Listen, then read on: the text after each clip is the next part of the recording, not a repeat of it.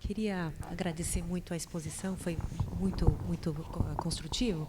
Enquanto as perguntas não chegam, eu vou então abrir para uma pergunta ou duas enquanto os papéis não chegam. Doutor Ricardo, por favor.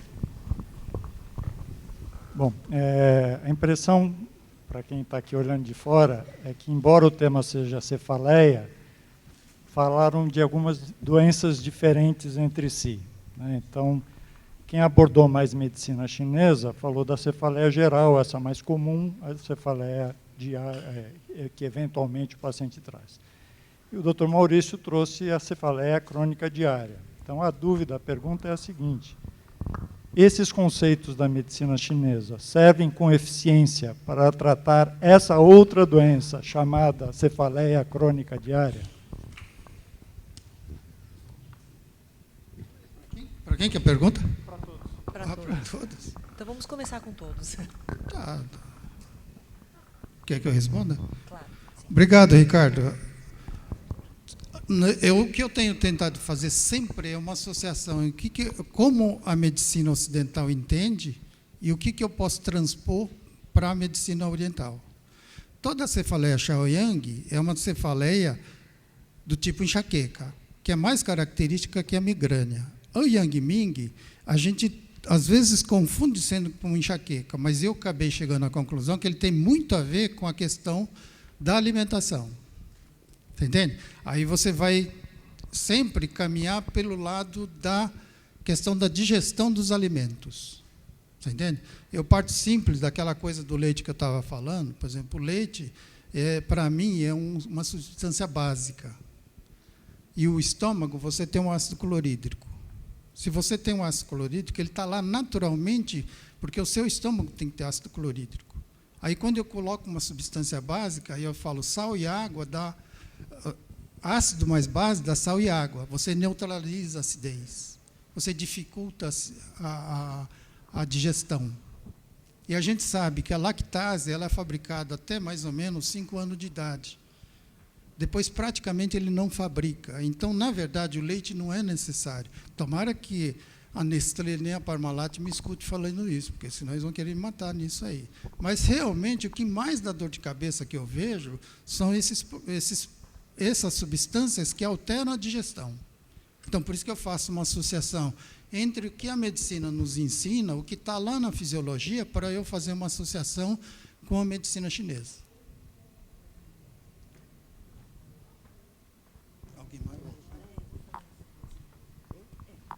Então, a cefaleia crônica diária, a gente vê muito naquelas pessoas que elas não se respeitam.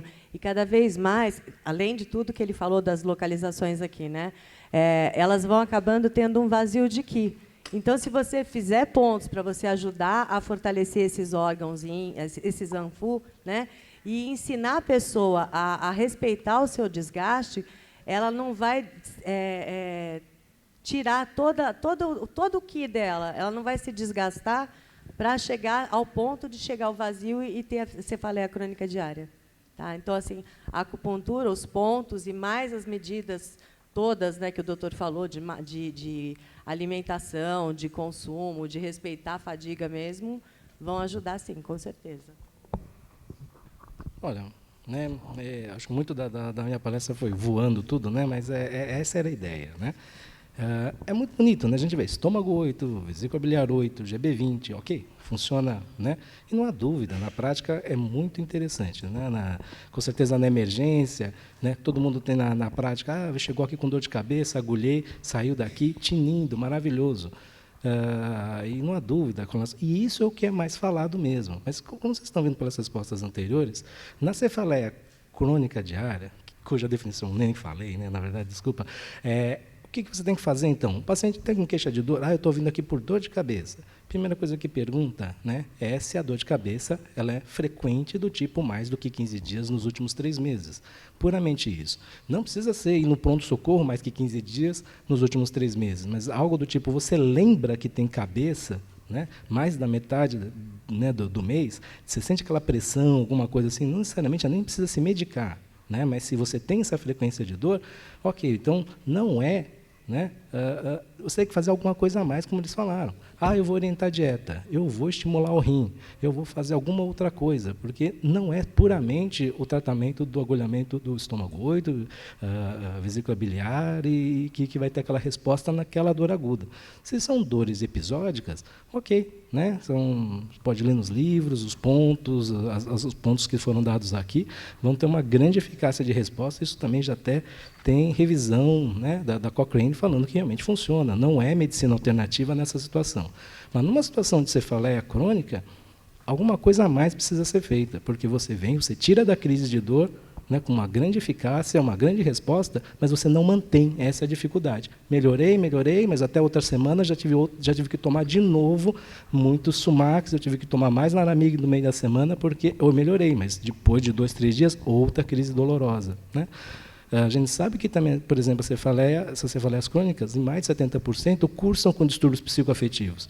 Então, né, por exemplo, eu posso não esquecer de estimular o rim, mas também tem a parte de ansiedade, insônia, cansaço, que também vai ser estimulado, vai ser tratado, né, que essa alguma coisa a mais que não pode esquecer no tratamento. Não é simplesmente agulhar os pontos clássicos, né, alguma coisa a mais você precisa fazer. Muitas vezes, se alguma coisa a mais, precisa de medicação também, né? Por isso que eu havia colocado, é importante, muitas vezes você tem lógica manter um antidepressivo, manter um neuromodulador, né? Porque você não consegue manter esse benefício que você tem com o agulhamento, que o agulhamento tira essas crises agudas, mas aquela dor, aquela sensação, aquela coisa basal, ela não sai. E qualquer coisinha, qualquer cheiro, qualquer leite, qualquer som, já desencadeia outra crise que vai ficar 4, 5 dias tendo a dor. Então, o que eu queria dizer, né, na palestra é isso, é tomar cuidado, né? Tem um tipo de paciente e tem outro. Ambos têm cefaleia. Um tem uma crônica, uma tem episódica, ou episódica infrequente, episódica frequente. Aí você tem que saber diferenciar. Aí o seu agulhamento, né, suas orientações vão funcionar muito mais. É bom ser último, porque outra pessoa já falou bastante coisa. Aí a gente pode falar sim ou não, mas é legal. Eu vou dizer que é frequente no nosso consultório tem cefaleia, e é verdade que quando a cefaleia é episódica, é tranquilo. Mas eu posso dizer, na minha prática, quando a maioria dos pacientes que vem é crônico. E crônica eu posso dividir em dois grupos bem distintos. Eu acho que uma coisa muito importante é eu uso as mãos para examinar. Tá? Então, eu vou dizer que um grupo predominante da dor de cabeça tem tensão cervical. O pescoço é duro. Por exemplo, eu vejo aqui, nele, olhando aqui, o fato de ele ter pescoço um pouco curto, eu toco aqui e é verdade que aqui é rígido. Então, se eu vou tratar a cefaleia dele, com certeza, eu vou usar os mesmos pontos que eu sugeri e não tenho dúvida que se eu não tirar essa rigidez, ele vai voltar. Tá? Portanto, esse grupo de pessoas que tem cefaleia e tem rigidez, olha, eu sou muito, desculpe, carinhoso. Tá? É por isso que meus pacientes me lembram com facilidade. E a minha orelha sempre está quentinha. Tá? Então, se ele tem rigidez, não tem dúvida, essa rigidez vai realimentar a dor de cabeça. Eu sempre trato junto. Aquilo lá, os pontos propostos, realmente é ótimo e a grande maioria tem a experiência boa com a cefaleia. Mas a diferença é isso. Se ele tem rigidez, eu tiro, porque senão ele vai voltar. E é como 3 dias, volta. Tá? Segundo o Hugo, então, esse grupo eu posso dizer que eu trato bem, faço. E geralmente é do grupo do tipo Taiyan ou do tipo Shaoyan. Agora, aquele grupo que eu toco não tem rigidez cervical. Esse é complicado. Tá? Então, esse tipo aqui é o que o Murata disse. Pode ser tem a ver com alimentação. Então, esse grupo aqui também, eu consigo melhorar a dor de cabeça, mas se eu não melhorar outras qualidades, se não melhorar todo esse equilíbrio, vai ser complicado. Porque esse tipo aqui de rigidez, tira a rigidez, está resolvido. Tá? E rigidez pode tirar de vários meios. Tá? Pode ser exercícios, pode ser com acupuntura, ou pode ser com relaxamento, como quiser. Mas do tipo de alimentação, eu vou mudar um pouco o meu conceito sobre leite. É muito interessante que também o que o Jorge Murata falou. Eu tive um paciente que também veio tratar comigo dor de cabeça crônico, e ele tinha já 60 e poucos anos. Eu trato, melhora e volta. Melhora, volta. E no fim, e também era a época que eu evitava leite. E o leite, eu vou dizer, é um assunto que não existe na medicina chinesa, porque na China não tem vaca, então não tem leite. Então, leite de soja não tem nada a ver. Tá? Então, é uma questão que a gente agrega por causa da medicina natural que a gente vai aprendendo. E no começo eu também aprendi, leite tem tiramina. E tiramina é uma das causas de cefaleia.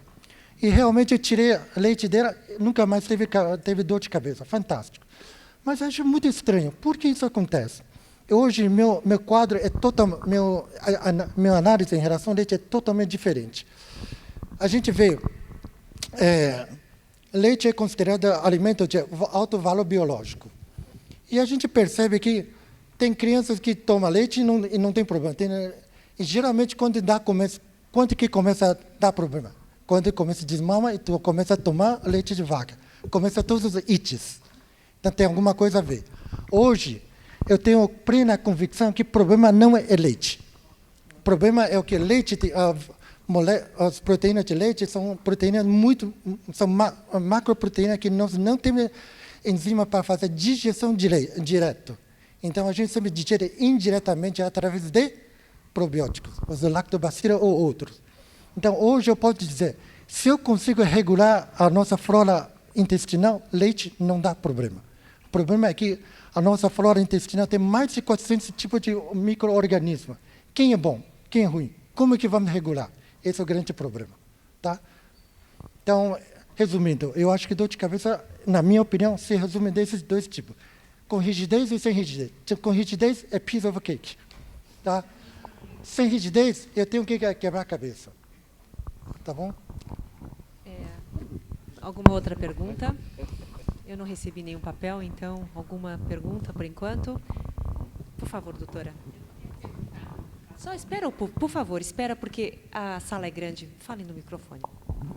Eu queria perguntar para qualquer um dos professores, na experiência de cefaleia em salva, aquela que acorda de madrugada e teve paciente meu que usava oxigênio porque nenhum medicamento melhorava. Vou deixar o Maurício por último. Vou deixar para algum dos componentes da mesa. Ok, Ling. Interessante que faz muito tempo atrás eu ia muito no APM, ia em todas as palestras e eu participava bastante da atividade de um grupo, departamento de cefaleia. E o professor, desculpe que eu não me lembro mais o nome dele, mas ele falou que ele teve todo tipo de cefaleia, inclusive em salva ou outros. E ele falou que agora não tem nenhum. Por quê? Porque ele disse que agora eu percebo que o mais importante para mim é alongamento. Então, ele fazia esse alongamento e desafiava na plateia se alguém tinha alongamento melhor do que ele. Ele foi em segundo lugar. Tá? Então, eu vou dizer o seguinte, realmente, hoje, eu acho que é muito importante a gente tentar fazer diagnóstico, mas um dos grandes desafios atualmente para mim é o quê? Tentar associar a medicina oriental e ocidental. Tá? E no caso de cefaleia, realmente eu percebo que dos vários, ou às vezes tem um livro que classifica mais de centenas de tipos de cefaleia. Eu vou dizer que realmente, na minha opinião, é isso. Se esse paciente tem rigidez, e provavelmente o paciente com cefaleia em salva tem rigidez. Se você libera a rigidez, acabou o problema. Tá? Na minha opinião. Tá? Então, vamos fazendo agora de volta, doutora. Mesmo com neuromodulação, ele não está melhorando?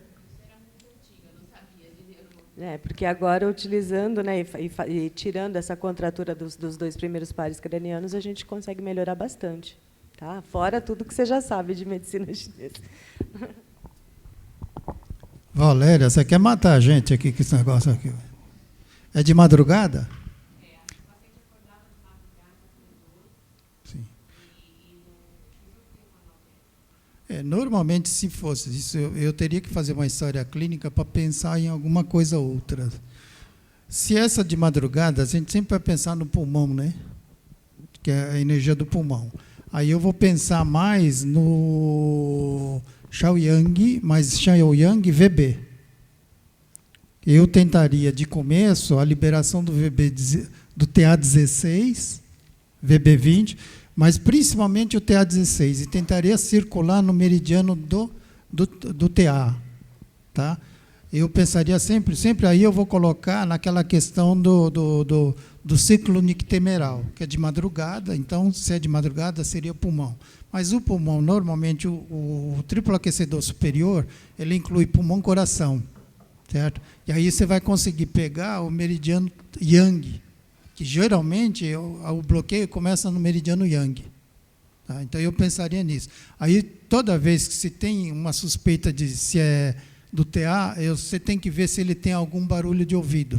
Ou ele tem chiado, ou ele tem zumbido, ou ele não está escutando direito, ou ele tem algum problema auricular, porque o TA ele dá a volta na orelha. Então, aí, por isso que eu estava falando, na história clínica, ele às vezes me ajuda a localizar no que eu preciso. Então, a minha primeira opção seria o TA, mas eu teria que ver na história da clínica dele o que ele diria para a gente. Pode ser o IG? Pode muito bem ser o IG, porque o IG começa das 7 às 9, por exemplo, também. Mas eu acho que ele começa um pouquinho antes, coisa do pulmão. Mas realmente teria que perguntar um pouco, conversar um pouco. Então, o doutor Maurício vai fazer o contraponto, como seria o tratamento na medicina ocidental. Lembrando que você fala em Salva, a prevalência é 3:1 para homem, geralmente é no inverno, é apenas autolimitado, e o tratamento, se ele escapa do convencional, ele se torna, assim, uma cefaleia em salva crônica. E aí é um capítulo já diferente. Então, você poderia falar como é que é o tratamento na fase da salva sazonal e da salva crônica, né? Que é o que, muitas vezes, é o que realmente irrita o paciente. Porque em salva ele sabe que depois de um mês vai embora a dor, né? Exatamente. Uma boa pergunta, porque nessa fala em salva a gente nem fala por ser muito infrequente, né? E há muita dúvida, na verdade, do que é a cefaleia em salva. Bom, cefaleia em salva, né, seja ela esporádica ou crônica, né, mas principalmente a esporádica, a dor é a maior de todos os tipos de cefaleia primária, né? Então, a pessoa tem salvas de dor, ou clusters de dor, né, várias crises de dor no mesmo dia, normalmente associado com alterações trigeminais, né, hiperemia, lacrimejamento, dor. E isso está dentro agora de uma classificação das chamadas cefaleias trigêmino-vasculares, né? Ou seja, na parte de fisiopatologia já se sabe que há algum mecanismo, né, de envolvimento, muitas vezes de origem elétrica, dando estimulação na região do gânglio trigeminal. E isso dá alterações desautonômicas no território de distribuição de onde está sendo estimulado o gânglio. Isso pode ser, né, isso normalmente tem aspectos sazonais, né? Ou seja, em março de todo ano eu tenho 5 dias de crise que não dá para nem sair de casa, o radidor, né? São dores muito importantes. E aí a gente sabe que esse tipo de dor tem grande sensibilização, né? Tudo que interfere na sensibilidade facial vai acabar estimulando e gerando como um trigger que dispara mais fácil essa atividade. Então, na verdade, nem vou fazer um contraponto. Na verdade, eu acho que na cefaleia e salvas é mais importante de tudo, né, o agulhamento, porque realmente a resposta a remédio é fraca, né? O que a gente tem na crise de dor? Oxigênio e sumatriptano subcutâneo. É isso que você pode tentar dar. O duro é ter oxigênio em casa, acordar de madrugada, né? Ter que ir correndo no pronto-socorro para fazer uma inalação com O2 a 100%. Ou então, sumatriptano, o sumax subcutâneo para poder usar em casa, né? O oral não funciona, o intranasal não funciona, quer dizer, não funciona, né? Bem menos eficaz, então é bem mais complicado.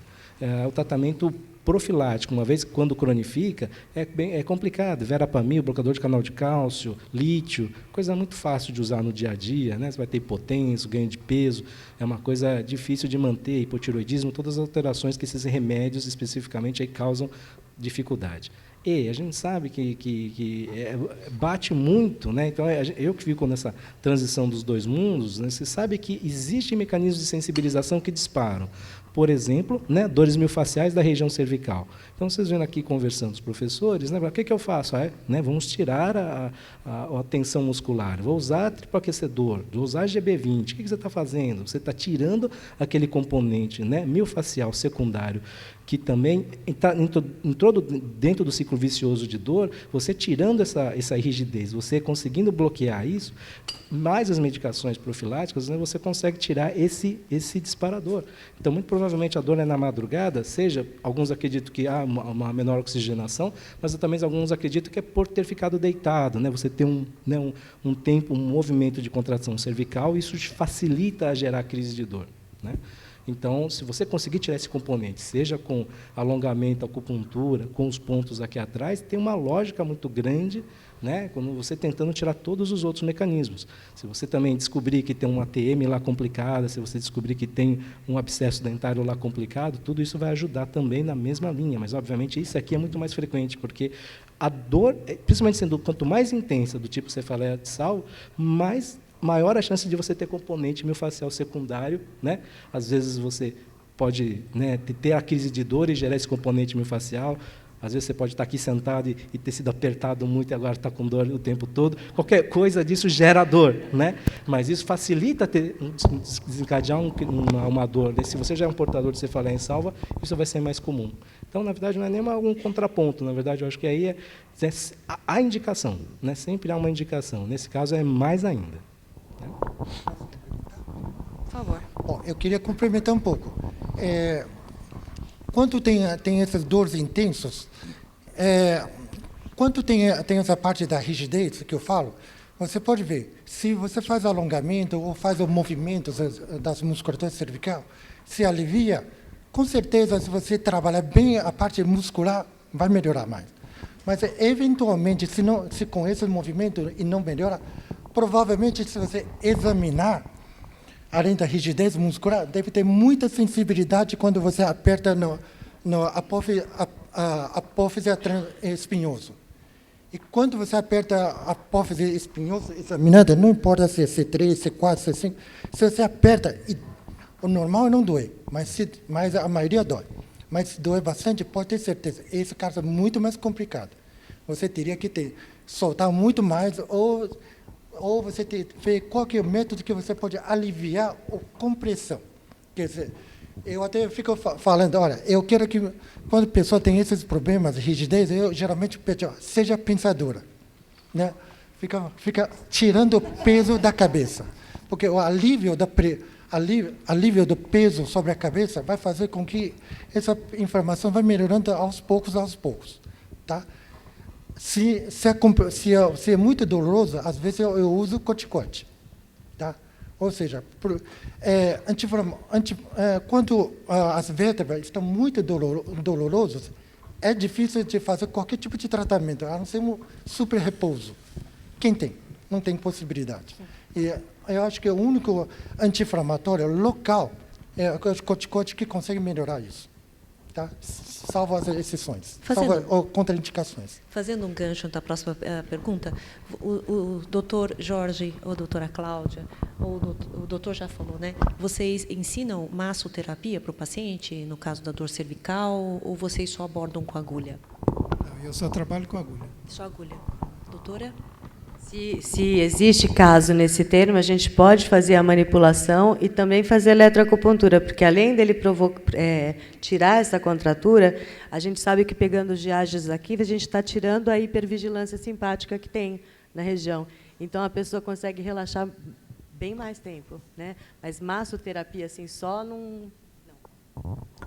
Próxima pergunta?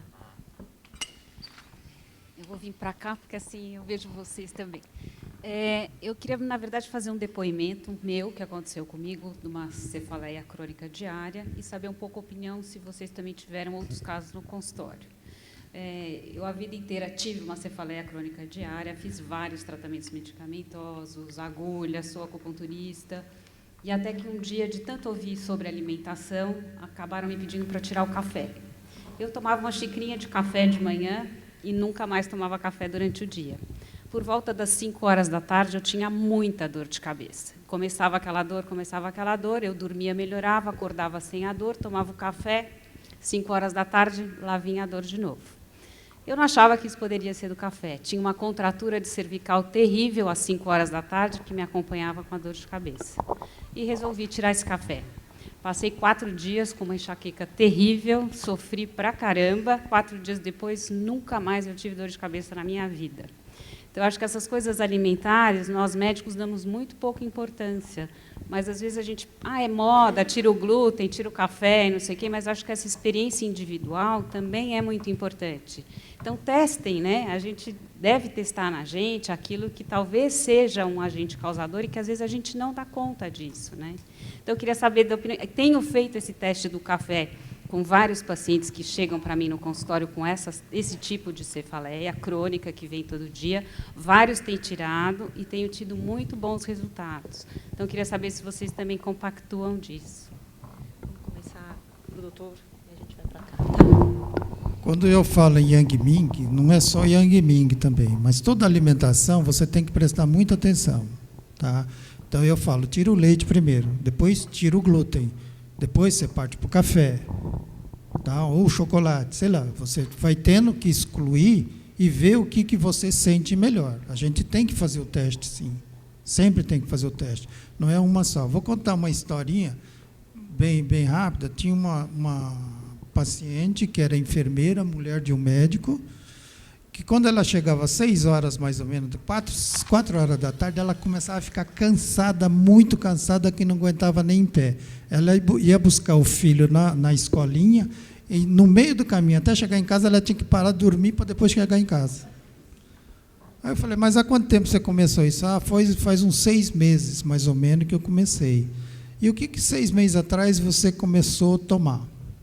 Ou comer de diferente? Ela estava tomando um daqueles energéticos que tem, não vou falar o nome, também não estou lembrando direito. Ela tomava um energético que a sogra tinha dado para ela.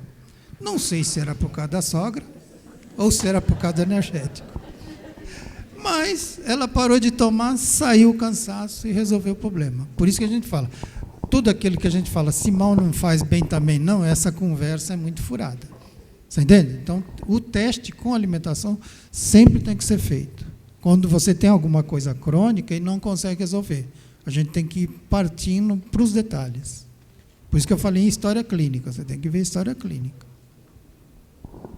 Doutora Cláudia, concorda? Não quer complementar? Doutor Maurício? Bom, é quase obrigatório, né, numa história de cefaleia, você perguntar da parte de cafeína. Inclusive a cafeína, né, a gente sabe que a maioria das medicações, né, dos analgésicos combinados tem cafeína, né? A cafeína, na verdade, ela facilita a absorção, né, da diergotamina que está lá dentro da neosaldina. A cafeína ajuda na absorção do próprio paracetamol, né, por isso que você tem combinados, né, do próprio Tilenol. Então, é por isso que esse componente é importante e muitas vezes o café acaba ajudando para tirar a crise de dor.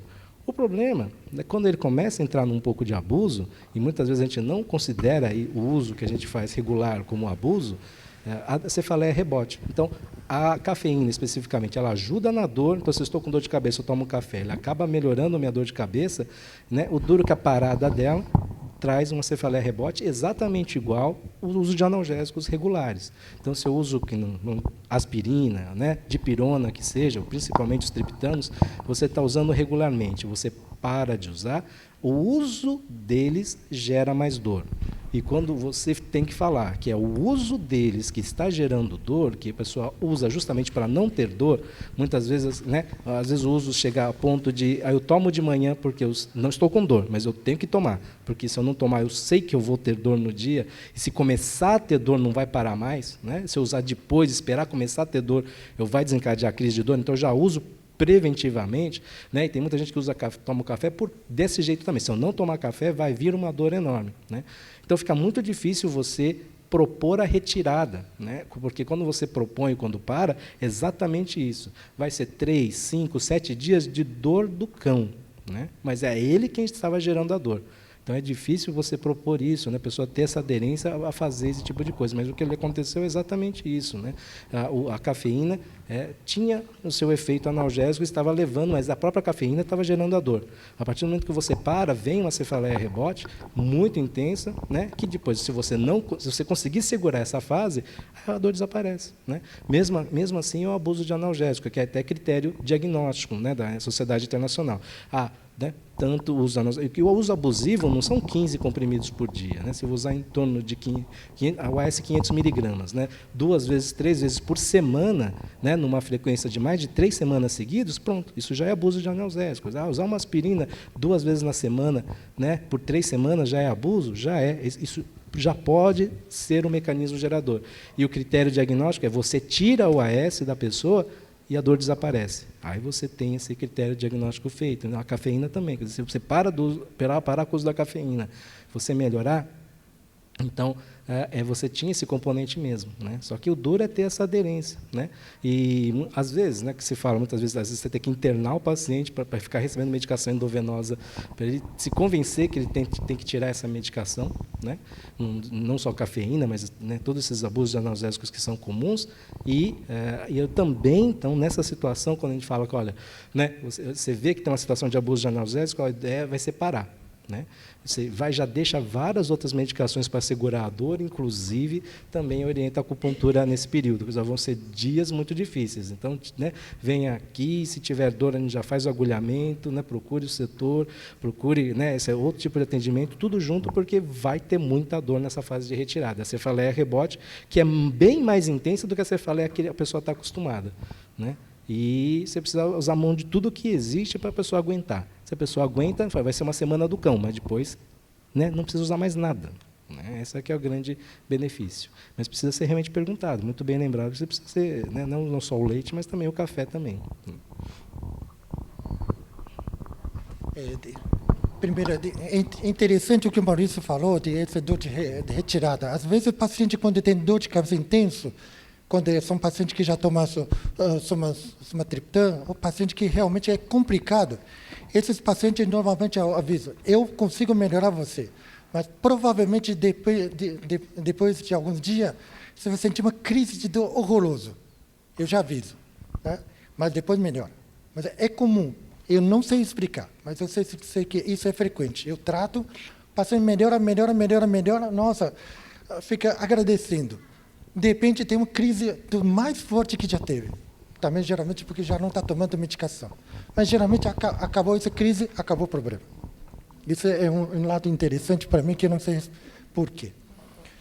Mais 2 coisas. Você falou. Quando você fala, geralmente, no fim da tarde, você costuma ter dor de cabeça e depois você relacionou para café. Então, já vejo 2 problemas.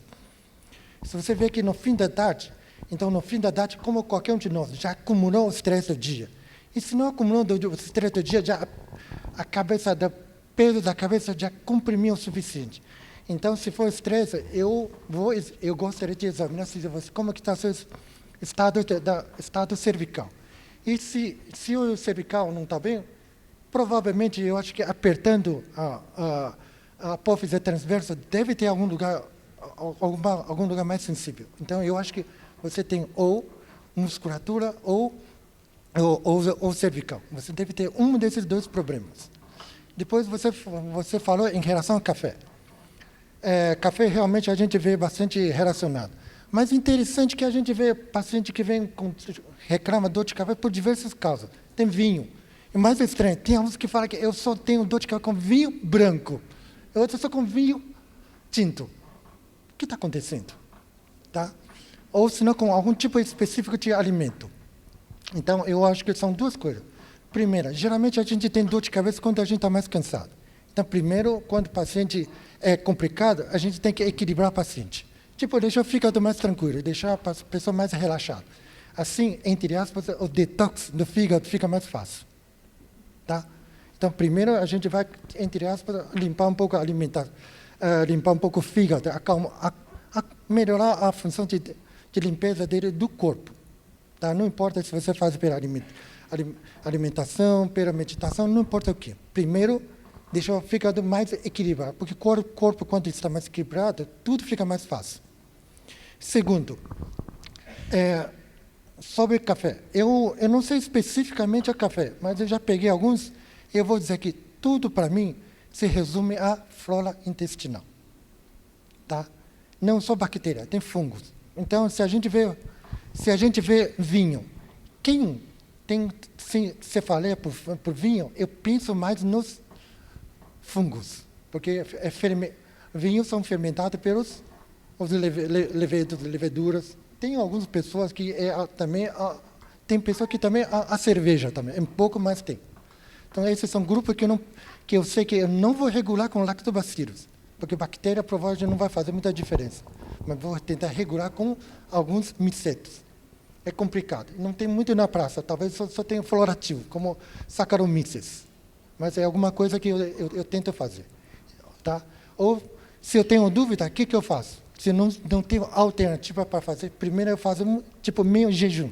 Tira tudo que a gente considera que não está bem. Ou seja, quando a gente está bem, a gente pode abusar à vontade. Por exemplo, se a gente está bem, vamos para a festa, vamos curtir a noite, é tudo de bom. Tudo que é proibido, tudo é bom. Mas quando a gente não está bem, o que vamos fazer? Voltar aos seios maternais. Então, a gente faz tudo aquilo. Isso é correto. Isso é da natureza. Na natureza, à noite, o que eu estou fazendo? Se não fosse por tomar decisão, o que eu estou fazendo? Tá? Então, à noite, eu tento dormir mais, eu tento comer menos. Todo mundo sabe que a digestão noturna é mais lenta. Mas hoje, como à noite é o momento que a gente reúne com pessoas que a gente gosta, a gente acaba comendo mais. De dia, nós não temos tempo. Portanto, à noite, se você não está bem, qualquer coisa, princípio, vamos voltar ao ritmo natural. À noite, vamos comer menos, que é natural. Tentar dormir mais, se for possível. Ou seja, mexer um pouco fica um pouquinho mais de jeito, faz uma limpeza, aí depois a gente... E tira tudo que você acha que tem de suspeita. E depois vai reintroduzindo. Tá? Tipo, reintroduzindo só leite, só queijo, ou para começar, só iogurte, porque pelo menos já é um leite modificado, talvez não tem tanto caseína ou outras macroproteínas, macrocarboidratos. E assim, eu vou introduzindo a pouco, e normalmente eu tiro por um mês. Aí depois vai reintroduzindo, e a pessoa vai perceber, e quando reintroduzo, isso me faz diferença. Tá? Alguma outra pergunta? Da plateia? Então, enquanto não há perguntas, eu gostaria também que o doutor Jorge, a doutora Cláudia, o doutor Lin, na parte oriental, porque ocidental não é o escopo, que mais que o senhor orienta além do leite? O doutor Ling já falou, né, do café, você já falou como é que você faz a retirada. Como o senhor orienta a dieta alimentar, além do leite? Todos eles são experimentais, né? Você tira, por exemplo, eu falo, tira pelo menos um mês tudo que tem laticínio. Tudo de laticínio, iogurte, tira tudo. E vê o que acontece. Se a sua dor de cabeça melhorar, pode ter alguma coisa a ver com isso. Não é necessariamente que é 100% isso, mas se você não fizer o teste, você não vai ficar sabendo. E às vezes a pessoa tem essa dor de cabeça, já faz 20, 30 anos. Não custa ele parar um mês uma coisa. Ele para e observa.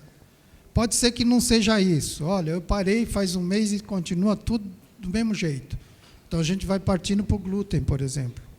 Posso ir para a cafeína, no caso. Você entende? Mas aí, geralmente, a história, você vai conversando com o paciente, ele geralmente tem uma referência, como o Link falou. Quando eu como isso, eu sinto dor de cabeça. Bom, então você já fez o diagnóstico. Você não come, acabou. Para mim é muito simples, eu não procuro ver. Então, vai comendo de pouquinho em pouquinho até acostumar. Eu acho que isso passa de geração para geração. Por exemplo, existe uma coisa que eu li, isso aí não foi uma coisa científica, mas foi numa revista, que ele falava assim, que ele fez um teste para ver intolerância à lactose entre os suecos, na Suíça, onde tem o queijo suíço. 99% não tinha intolerância à lactose. E fizeram isso entre os chineses. 99% tinha intolerância à lactose.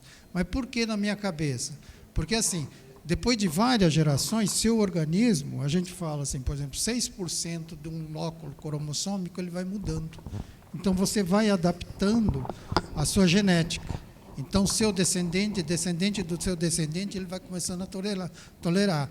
Como na nossa raça não tem nem vaca para criar e não tem leite para beber, então nós não temos na genética essa questão de a gente tolerar mais. Você entende? Então, por isso que eu falo, se você for oriental e vem com dor de cabeça, eu falo, olha, quase certeza que é lactose, é o laticínio. Se ele não é, aí eu já vou partir para outra ideia. Você entende? Mas a gente sabe que a intolerância à lactose, ele chega mais ou menos a 66% da população. Mas eu não vejo o problema da intolerância, na verdade. Eu vejo hoje, a questão que eu falo, Ling, é o seguinte, uma vaca para dar leite, ele dá, uma vaca normal criada em pasto, ele dá um tanto de litro, 3, 4 litros de leite. Uma vaca criada em baia, ele tem que dar um monte de litro. E para fazer isso, ele dá hormônio. Um hormônio para aumentar a lactação. E eu acredito que quem está bebendo, ele está bebendo um tanto desse hormônio. E esse problema está nesse hormônio, não está na lactose. Aí você está adquirindo para dentro de você uma substância que o seu corpo não aceita. Aí ele vai manifestar com o quê? Com dor. Podia ser gastrite, podia ser diarreia e podia ser dor de cabeça. Né? Por isso que eu falo, faça um mês o teste e pare e vê o que acontece. Seja gastrite ou cefaleia, faça a mesma coisa. Depois você para e volta. Depois você vai introduzindo. Você começa lá pelo iogurte e vê o que acontece. Não deu dor de cabeça. Então, iogurte você pode. Você entende? Eu vou comer um queijo branco. Eu comi um queijo amarelo, deu dor de cabeça. Então, isso é melhor você largar. Aí eu vou fazendo o teste e vai fazendo. E a acupuntura? A gente sabe que você vai fazendo, ele vai melhorando. Você tira ele dessa crise. Você trata ele. Mas se você não tira a causa, ele volta a dor de cabeça. Por isso que eu falo, tem que fazer o teste. Eu acho que os dois falaram, né? Vai tanto da história quanto dos testes com aquilo que você vai tomar. Agora, o brasileiro ele é muito inventivo, criativo, né? Não adianta você tirar o café e colocar um chá verde, chá branco, chá isso, chá aquilo, que persiste o fator, né? Acho que é isso. Só um momento que tem uma pergunta, já voltamos. Oi, na realidade não é uma pergunta, é um depoimento também. Eu sofri de cefaleia por muitos anos, até descobrir que realmente o que me dava dor de cabeça era os adoçantes que são colocados em praticamente tudo o que é consumido hoje em dia. Qualquer tipo de adoçante, sucralose, ciclamato, sacarina, todos eles, ingerindo a mínima quantidade, cefaleia direto. Questão de 20 minutos depois. É porque o yang vai lá em cima, né? A gente já tem uma vida super estressada. E esses adoçantes, eles costumam potencializar isso ao máximo, né? Então, não é só assim, não é só no café, né? Na Coca Zero, em todas essas coisas que são não tão naturais, né? Se você não tiver a pessoa não conseguir tomar puro, sem nada, né, a gente aconselha estévia, porque diz que nem aquele sucralose também está dando problema. Né?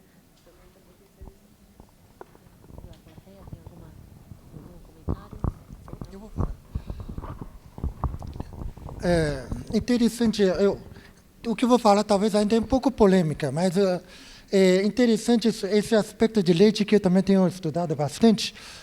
Sobre a parte do hormônio, que hoje se fala hormônio, antibióticos, né, para os animais e tal. Realmente a gente não consegue comprovar nada e existe bastante polêmica nessa parte.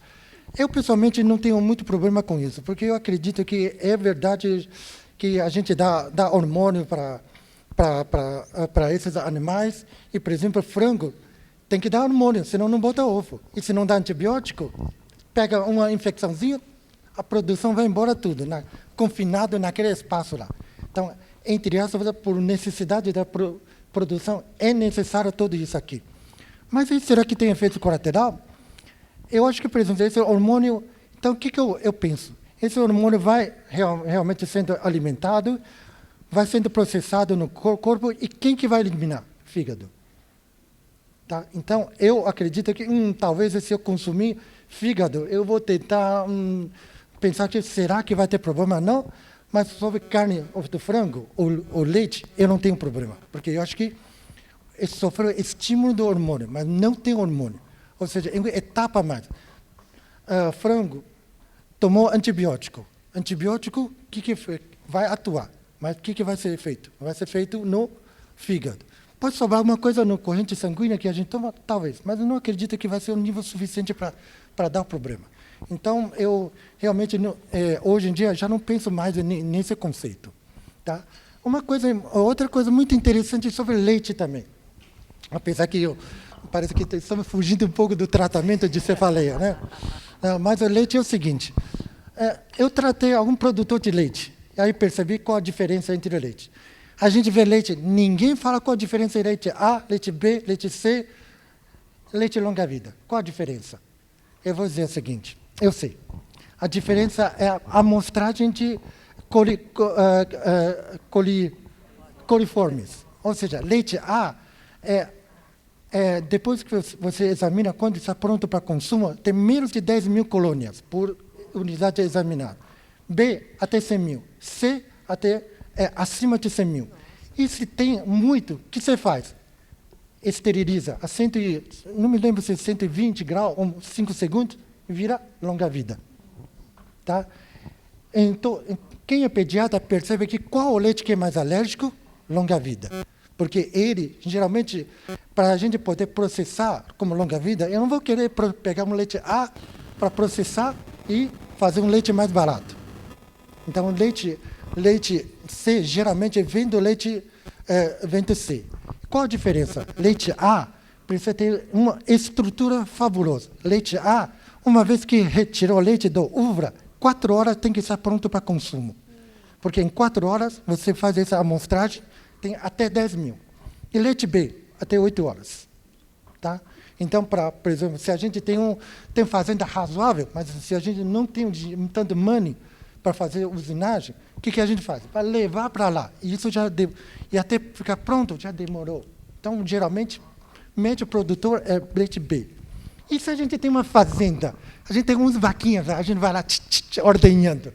O que eu vou fazer? Aquela lata de 10 a 20 litros, eu ponho lá, esperar ser recolhido. Até processado, quanto tempo levou? Não sei. Com certeza, a bactéria agradece o alimento. Então, provavelmente, esse vai ser leite C. Tá? E para que dure muito mais, e não apenas 1, 2 dias, o que eu faço? Eu esterilizo e vira leite longa-vida. Tá? Porque aí dura muito mais, mas pode ter certeza, quando tem mais bactéria, claro que a proteína está muito desnaturada. Será que tem alguma coisa a mais? Não sei. Tá? Bom, obrigada pela aula. Alguma outra pergunta? Deixa eu falar sobre o negócio ali que ela perguntou, sobre a questão do adoçante. Bom, voltando do leite aqui, muito obrigado pelo que você me falou. Agora, uma coisa eu sei. No meu consultório, eu mando parar para a dor de cabeça. Então, vocês tentam no seu consultório. Agora, se o que eu pensei está errado, tudo bem, vou tentar refazer os meus conceitos. Mas uma coisa é certa, você manda parar, ele sara a dor de cabeça. Isso tem de vocês no consultório. A explicação talvez não seja muito boa. O que eu defendo é o seguinte, quando você come uma alface, o seu estômago é obrigado a fabricar um tanto de ácido clorídrico, o seu fígado um tanto de bile, o seu pâncreas um tanto de enzima pancreático. Quando você come uma picanha, ele vai ter que soltar uma quantidade diferente. Quem ensinou o seu estômago a reconhecer quando é uma alface e quando é uma picanha? Então, eu acho assim, desde a evolução, por isso que eu falo que a acupuntura, você tem que, para entender, é melhor talvez entender pela evolução do ser humano, da onde a gente partiu. Tá? E nessa evolução do ser humano, você tinha todas as coisas que estão na natureza, seu corpo sabe reconhecer. Quando eu coloco uma substância que é fabricado, tipo os adoçantes, o corpo não sabe direito o que é aquilo. Eu não sei se ele sabe separar direitinho. assim como os leites e tudo mais, tem gente que é sensível e tem gente que não é. Tem gente que vai ser sensível ao adoçante, outros não vão ser sensíveis. Então, só que eu não confio muito nessa questão do adoçante. Por quê? Porque eu acho que o corpo não foi fabricado para entender aquilo como... Então, se você usar o adoçante pontualmente para quem está realmente precisando, eu acho que é ótimo. Agora, você colocar um negócio que é bom para todo mundo, aí eu já sou contra. Eu agora vou ser um pouco polêmica, porque senão não tem graça. Bom, você, doutor Maurício, é médico alopata, mas também é acupunturista. Quando você não agulha o seu paciente? Bom, na verdade, não só não agulha, mas nem começo a tratar, né? Na verdade, quando você tem aqueles chamados red flags que a sociedade coloca, a sociedade internacional, né, fala,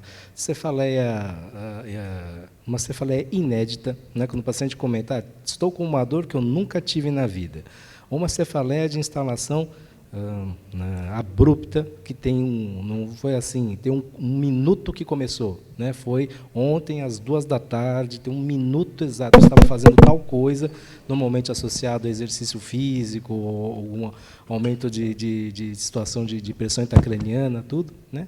Isso é uma coisa que não deve nem né? Você já deve encaminhar automaticamente ao pronto-socorro, né? Você falou a chamada thunderclap, que ela vem de uma trovoada, né? Se a pessoa está totalmente quieta e vem uma coisa que é rápida, instalação, né, de uma velocidade aumentada. E, logicamente, qualquer dor de cabeça associada a algum sinal neurológico, né? Dor de cabeça com dificuldade para enxergar, com visão dupla, né, uma dor de cabeça que piora durante a noite, uma cefaleia que nunca foi assim, que, de repente, agora vem com vômitos. Porque não esquecer, né, a pessoa pode ser portadora de enxaqueca desde a adolescência, mas, aos 43 anos, agora rompeu um aneurisma nela, né? Ela vai ter uma queixa de dor, né? Muitas vezes, talvez não tão florida quanto alguém que não tem dor e, de repente, tem um rompimento de um aneurisma, que já é uma dor, né, bem clássica, associada a náuseas e vômitos, piora à noite, mas quem já tem dor crônica, quando você tem alguma coisa nessa linha, a dor, na verdade, tem uma característica muito semelhante à dor que ela já sempre teve, só que é mais intensa, um pouquinho mais diferente. Às vezes nem tem tanto vômito assim. Então o paciente fala, olha, né, assim, lembra muito a minha dor de sempre, mas dessa vez está diferente porque ela é mais intensa, que ela nunca foi desse jeito. Então você tem que investigar, na verdade, né? Se quiser agulhar, também até pode fazê-lo, desde que você já tenha uma tomografia na mão, uma mínima investigação, né, rápida, não é encaminha para um neurologista para investigar. Não, vai no pronto-socorro agora resolver isso, né? É mais nessa situação, não tem outra mais específica. Pegando esse gancho, os doutores pedem algum exame auxiliar quando venha para tratar enxaqueca ou dor de cabeça nos seus consultórios, vocês pedem algum exame complementar, algum laboratorial? Só por curiosidade. Sim, eu peço. Geralmente eu tenho bastante confiança em tratar cefaleia. Então, normalmente eu trato melhor, tá? A porcentagem melhor é muito grande. Mas, claro, sempre tem casos que nos enganam. Então, os casos que eu trato e depois volta com a dor da mesma intensidade. Ou eu vejo que eu trato e não melhora, não tenho dúvida, eu vou pedir. Tá? E normalmente a primeira coisa que a gente faz no cérebro, é claro que é uma ressonância. Tá? Mas, se eu vejo que é algo que eu não resolvo, normalmente eu encaminho. Ou, na verdade, eu não encaminho. Eu também peço para o paciente consultar um neurologista. Tá? Mas eu vou dizer que são poucos os casos, mas o caso, quando eu encaminho, realmente é complicado. Doutor Maurício, quais são os exames que você complementaria? Perfeito. Né? Assim, não tem sentido nenhum pedir eletroencefalograma para investigação de cefaleia. Né? Quem pede é porque realmente, né, não está atualizado na coisa. O eletroencefalo não tem papel nenhum, ele não colabora em nada no estudo, né, da investigação. Entre tomografia e ressonância, obviamente a ressonância, não porque é um exame mais chique, né, ou porque vê melhor, é uma tomografia mais mais bonita, né? Que a ressonância vai estudar principalmente estruturas da base do crânio que a tomografia não vê, né? Então, você pode ter anomalias, né, na base do crânio, C1, C2, a tomografia não consegue ver absolutamente nenhuma alteração, né, na maioria das vezes, e a ressonância soma a informação da tomografia, principalmente nessa parte. Se você não for possível a ressonância, a tomografia. E, na ressonância, se você for pedir a ressonância, inclusive, para ter uma certeza maior, não esquecer de acrescentar angiorressonância venosa, né, que é uma causa comum de cefaleia que se estende por meses a anos, é a presença de uma trombose venosa crônica, né? Então, e é um padrão de cefaleia absolutamente, muitas vezes, banal. Cefaleia bitemporal, cefaleia frontal, né, e quando você vai ver, tem uma trombose de seio reto, uma trombose de seio sigmoide, e que fica lá, né, muito silenciosa, né? Lembrar que acontece mais em quem? Em moças jovens, né, que usam anticoncepcional, que é o padrão mais específico da enxaquecosa mesmo, né? Então, são pacientes que muitas vezes já têm enxaqueca, têm uma trombose venosa, em que a dor de cabeça, de repente, deu uma piorada. Alguns meses atrás, tentou fazer tratamentos, e não melhora, né? E você já fez uma ressonância em que passou batido, né, a presença da trombose, que não é fácil de ver. Quando você pede um exame mais específico, aí fica muito claro, né? Não tem como comer bola numa situação dessa. Então, né, respondendo se é para investigar, né, optando por investigar, não numa situação que nem havia comentado, uma dor absurda, que você tem uma emergência do diagnóstico, né, mas uma cefaleia mais crônica, tudo que você quiser realmente estar, bom, se eu investiguei bem, né, você faz a ressonância de crânio com angiorressonância venosa.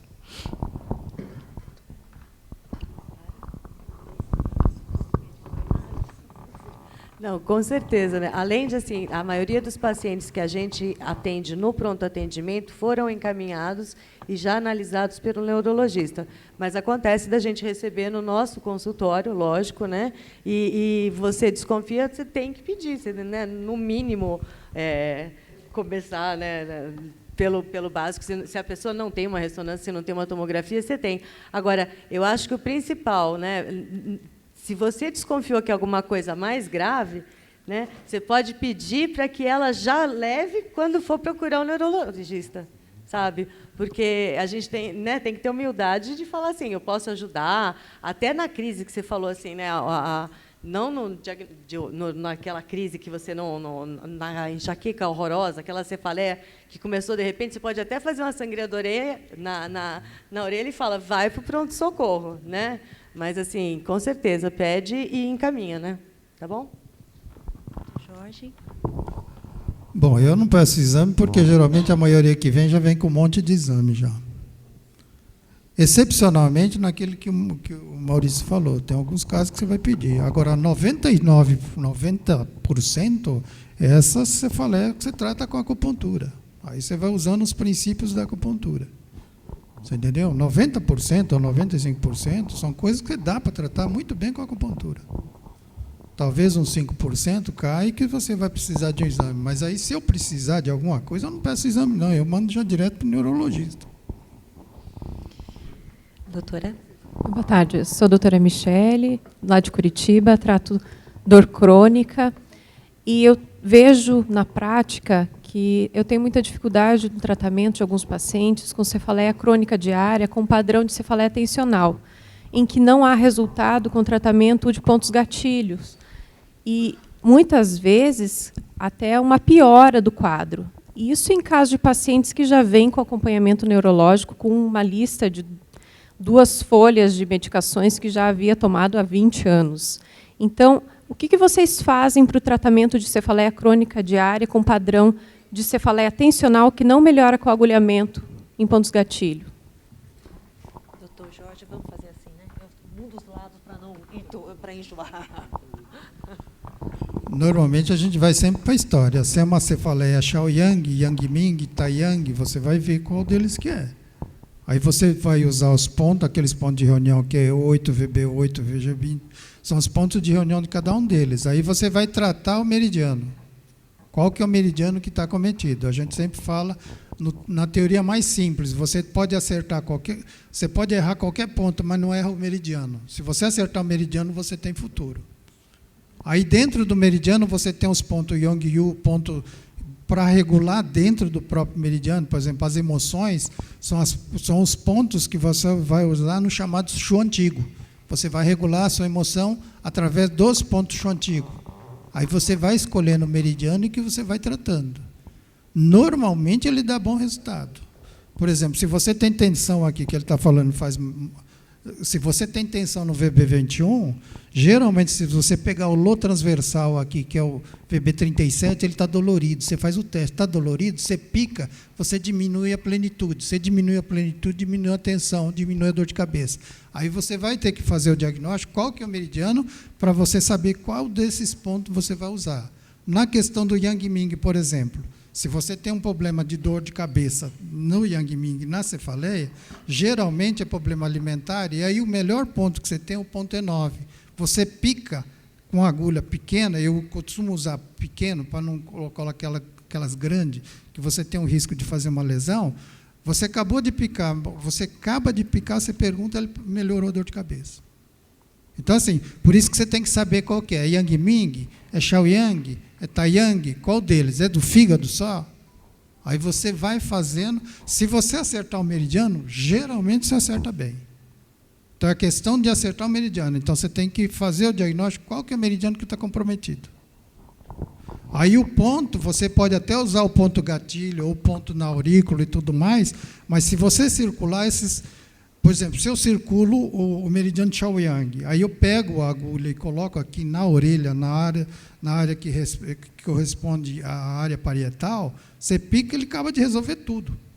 Isso é imediato. Sempre. Então, você vai usar algumas teorias. Circula no meridiano e depois você vai para o ponto ponto curioso, que é no microsistema. O ponto gatilho, ou aqueles pontos axi, é quando você tem dor, que você aperta e tem uma contratura, ele é do tendino muscular. O tendino muscular, você sempre tem que picar o ponto Ting daquele meridiano e o ponto de tonificação e o ponto local onde está doendo. Você passa a dor na hora também. É uma questão de fazer o diagnóstico.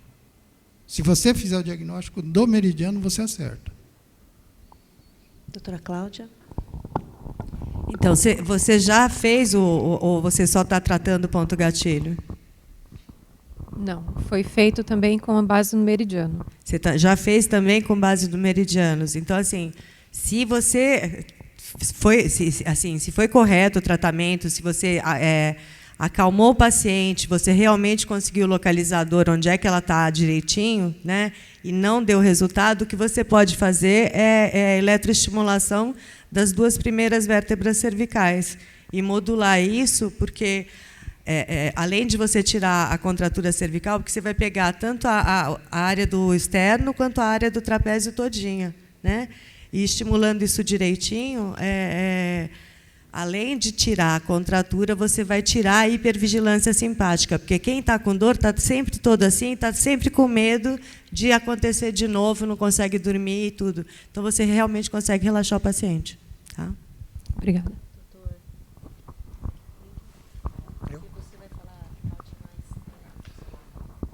Se a cefaleia tensional, eu acho que tem que melhorar.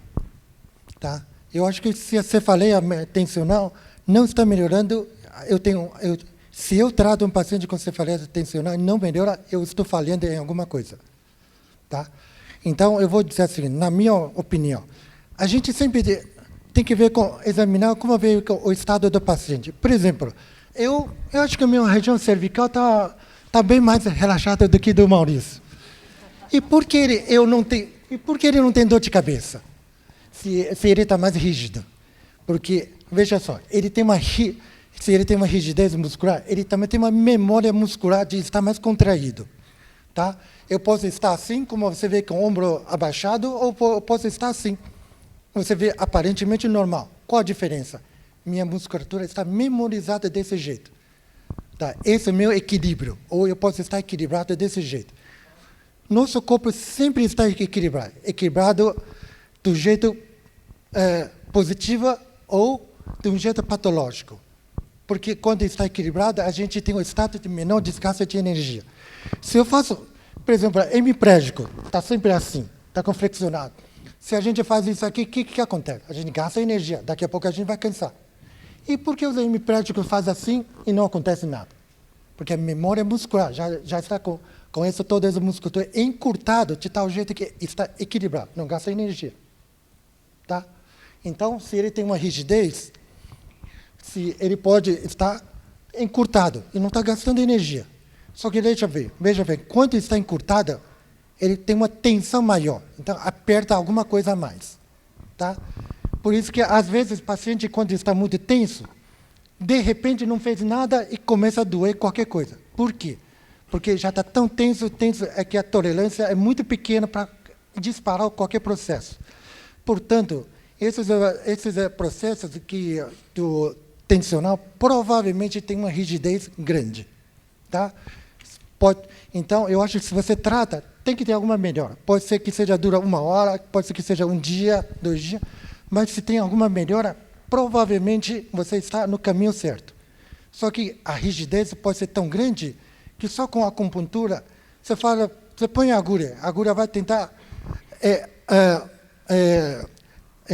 mobilizar, ou vai tentar recanalizar. Só que está tão rígido que só consegue recanalizar de 1 centímetro. Acabou. Então, o que você tem que fazer? Eletro. Porque se você não consegue fazer com que ele relaxe só pelo ti, você provoca um movimento para relaxar ele na marra. Senão, não solta. Tá? Então, com isso, com eletro, provavelmente você vai soltar muito mais. E você vê que, normalmente, uma dessas partes aqui, VV20, VV12, está em termo neurológico onde? Aqui no esprênio. E, normalmente, o que dá dor de cabeça em termo neurológico qualquer? Hospital maior ou hospital menor. Dor de cabeça do tipo, digamos, do tipo VV ou do tipo bexiga e VB também. Então, é muito comum que, se você consegue tirar a tensão sobre... Já que esse nervo normalmente sai através da espessura muscular, se você tira a rigidez muscular desse aqui, provavelmente esse alívio é muito maior. Tá? E para tirar essa memória, eletro. Então, pode ter certeza, aqui na altura do VB... procura o esprênio. Veja onde está o hospital maior ou o hospital menor. Maior, geralmente, tem esse trajeto de dor. Menor, geralmente, é mais lateral. Então, aí você julga se você quer pegar mais lateral ou medial. Usa a anatomia. E você tira, com certeza tem que aliviar. Se não aliviar, tem problema. A frequência de eletro que o senhor usa? Frequência? Então, se tiver muito... você vê que é normal, quando a gente faz a acupuntura, melhora é o quê? 2, 3 dias. É por isso que na China é comum faz o quê? Dia sim, dia não.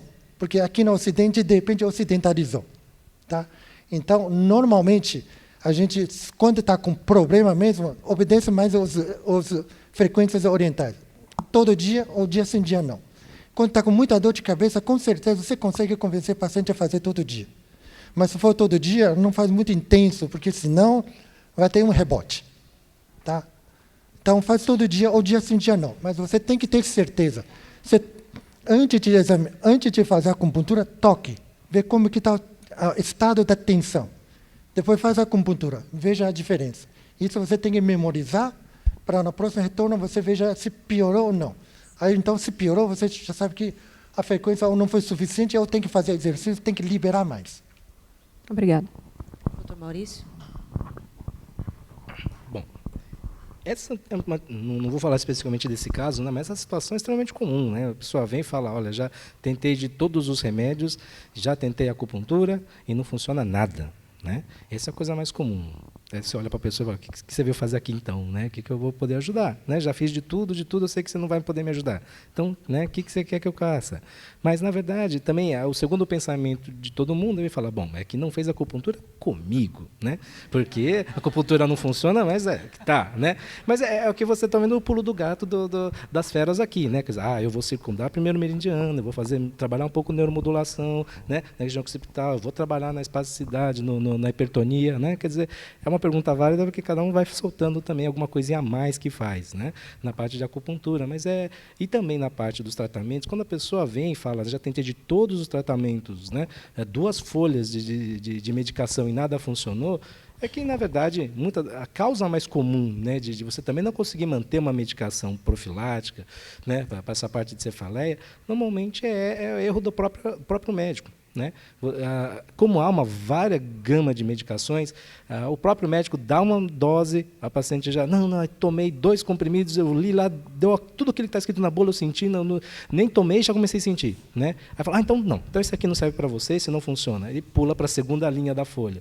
E vai sempre acrescentando folhas e folhas, onde o próprio médico não insiste no tratamento, né, dá subdoses e já muda para outra medicação, que é um dos mecanismos comuns de falha de tratamento, mais comum do que provavelmente uma refratariedade àquela medicação. Né? Normalmente o próprio médico, na sua linha de tratamento, o neurologista, ele desiste muito cedo e já passa para outro, e passa para outro. Né?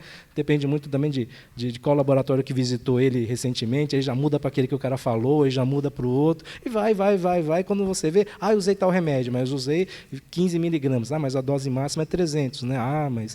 Ele mandou mudar. Né? Então, essa é uma dificuldade de tratamento. Então, a mesma coisa da acupuntura, né? Quer dizer, tentou, mas quem tentou, quanto que tentou, de que forma tentou, de que modo pensou, como é que ele tentou fazer o diagnóstico e não funcionou. Né? Como os acupunturistas estão falando, também na parte, né, dos neurologistas tem muito disso, quer dizer, a pessoa tentou tal medicação, mas, às vezes, não era uma cefaleia, então a linha tensional não seria a melhor coisa, talvez se fosse uma enxaqueca transformada, coisa assim.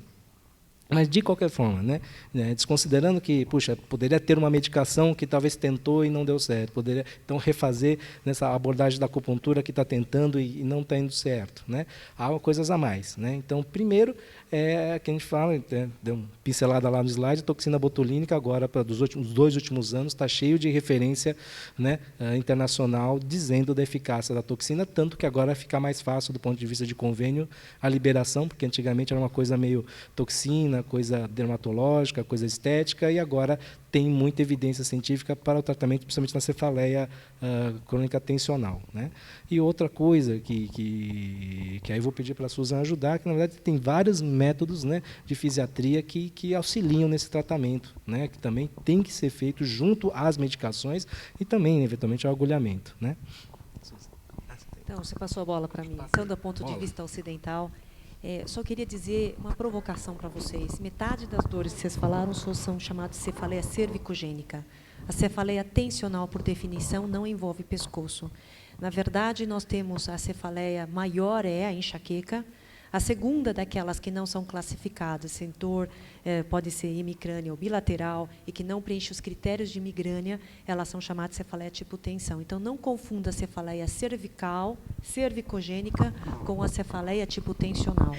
Então, às vezes, o paciente com cefaleia tipo tensional, ele pode ficar crônico e aí ele pode desenvolver secundariamente uma cefaleia cervicogênica associada. O fato do paciente ter migrânia não significa que ele não possa ter cefaleia tipo tensão e não significa que ele não possa ter cefaleia tipo cervicogênica associado. Então, só para nós tirarmos esse... Então, quando uma pessoa te encaminha, neurologista está falando que ela tem tipo tensional, não significa que ela seja uma pessoa tensa com cefaleia cervicogênica. Tá certo? Só para esclarecer.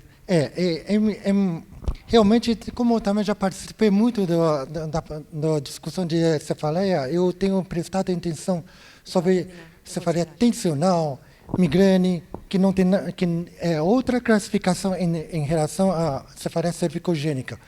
Mas, na prática, eu trato do mesmo jeito e eu resolvo. Então, eu não sei como classificar ocidentalmente. Então, por isso que eu falo, é que todas as dores crônicas, elas acabam imputando em alterações cervicais, tá? Mas não confundir a cefaleia tipo tensional, quando a gente fala tipo tensão, tipo tensional, já implicar isso como cervicogênica, tá? É só isso, é só o detalhe. Não estou dizendo que tudo que foi falado não é verdade. O que eu falo, a dor crônica, ela vai acabar dando uma alteração de postura e o paciente pode ter a cefaleia secundária. Então, é um detalhe, só não estou desmerecendo o tratamento, só estou querendo esclarecer o termo.